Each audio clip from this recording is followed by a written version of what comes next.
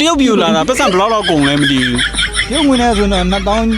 လောက်ကုန်တယ်မြန်မာငွေဆိုတော့150လောက်တော့ကြောက် ။အော်တိန်း150အကုန်ခံပြီး 150ဟုတ်တယ် ဒီမှာပြောင်းမှုလာစိုက်တာ ဟုတ်တယ်ပြောင်းမှုလာစိုက်တယ်ရခင်းဆောက်လာ တခြားလို့အလုတ်ကလေးတွေပြောင်းမှုအစီအစဉ်ရှိလားမသိဘူး ရှားလို့တော့မရှိဘူးဘယ်မှာနောက်ဆိုကြံထုတ်ဖို့တော့နေရာတော့ရှိသေးတယ် ။အော်ကြံအောင်ခုံမ အဲ့မဲ့တော့အလုပ်ဆက်ထားတယ် ။အော်ကြံအောင်ခုံမ ချာမှာ ။အော်မင်္ဂလာပါအကိုဒီကအလုတ်ချင်းနေအကြောင်းလေးမေးချင်တော့ပါအကိုဒီမှာလောက်ရတာအဆင်ပြေလားမသိဘူး ခိုင်းပါလေ အော် လောက်ကတော့နည်းနည်းပြင်ပန်းတယ် ဒါနဲ့အကိုတရုတ်ပြည်လာတာပတ်စံဘယ်လောက်ကုန်လဲမသိဘူး ရုပ်ငွေနဲ့ဆိုတော့2000လောက်ကုန်တယ်မြန်မာငွေဆိုတော့150လောက်တော့ကြောက် အော်တိန်း150အကုန်ခံပြီး 150ဟုတ်တယ် ဒီမှာပြောင်းမှုလာစိုက်တာ ဟုတ်တယ်ပြောင်းမှုလာစိုက်တယ်ရခင်းဆောက်လာတယ် အော်မြန်မာပြည်မှာဘာလို့မလုပ်တာလဲ မြန်မာပြည်မှာလာတာ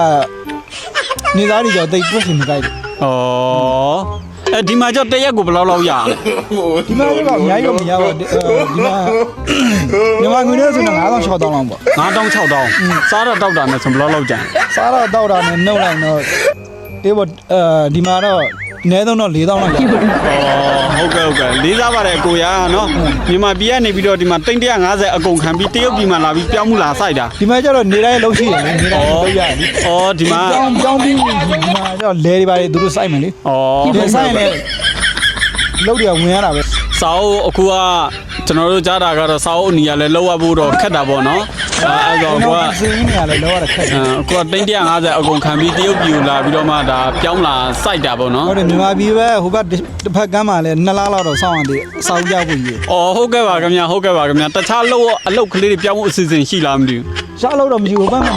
နောက်ဆိုကြံထုတ်ဖို့တော့နေရာတော့ရှိသေးတယ် အော်ကြံအောင်ခုံမ အဲ့မဲ့တော့အလုပ်ဆက်ထားတယ် အော်ကြံအောင်ခုံမ